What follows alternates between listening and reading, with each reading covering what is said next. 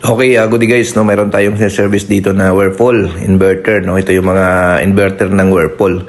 So ang problema nito guys ng customer natin ay lagi lang nagkakaroon siya ng E920 kapag ginagamit nila, no. Lalo na sa kalagitnaan siya guys ng cycle, lumalabas yung error na E920, no. So ito nga ngayon guys ang aming tinetesting. So working naman siya guys sa una, no, pag i-test mo siya. Okay siya, gumagana siya.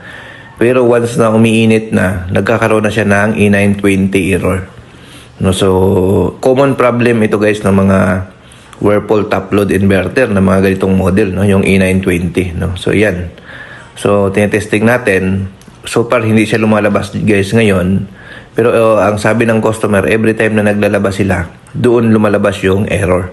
No? So, hindi siya nakakatapos talaga ng cycle. So, ang nakita namin dito, kapag umiinit na yung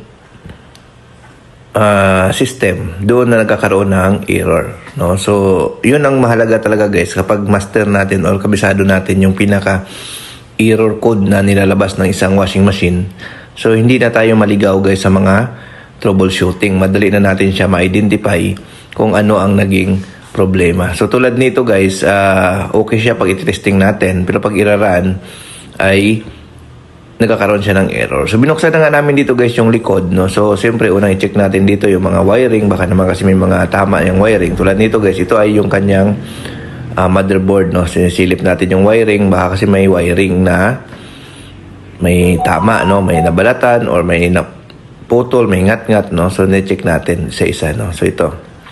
So, nandito yung kanyang control board or motherboard, no? Kasi itong Whirlpool na ito guys, tatlo yung board nito, no? Mayroon siyang display board, mayroon din siyang motherboard, ito yung motherboard niya, no? Tapos mayroon din siyang driver board, no? So yun. So ito guys, binalik na natin. Wala naman tayong nakita dito guys sa board na ito. Dito sa wala tayong nakitang indication na sunog, wala tayong nakitang problema sa mga wiring, no?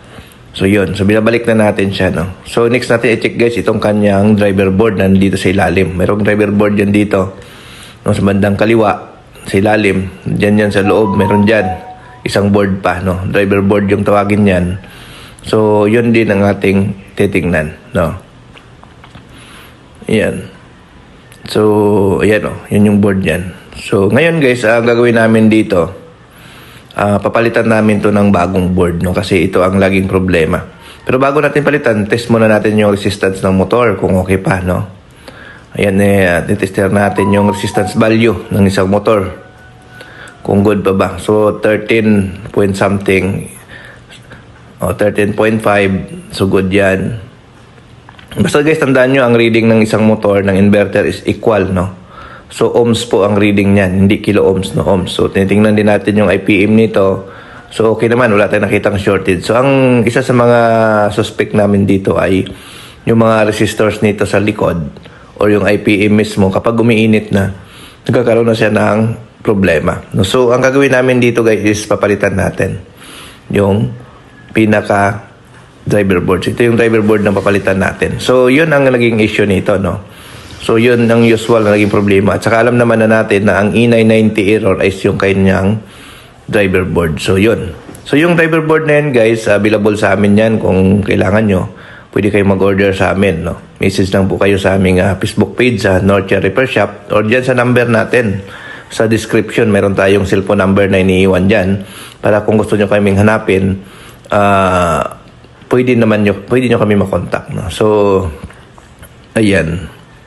So, papalitan natin to siya guys, no. So, yan. So, yan. So, mga gusto pala magpa-service sa amin, message kayo sa ating Facebook page, Northshire Repair Shop, no. Kami po ay nagsiservice ng Cavite, Laguna, Batangas. So, yung page na ginagamit namin guys, dalawa yan, pero mas active namin na ginagamit yung isang page namin na mayroong 1,000 followers pataas, no. Yung 1,000 followers pataas, yun po yung active page ang ginagamit namin. Yun yung laging open na nabubuksan. Although doon sa kabilang page, pwede naman kayo mag-message. So yun. No? So yan guys, pinalitan na natin. So working na yan siya. No? So okay na siya. No? Test natin. So yun po ang problema guys kapag E920. Palitan nyo lang guys ng driver board. Yun lagi ang problema dyan. No? So marami na kaming na-repair guys pagdating sa E920. Driver board lagi ang problema, no? So, yun, no? Okay, thank you, bye-bye.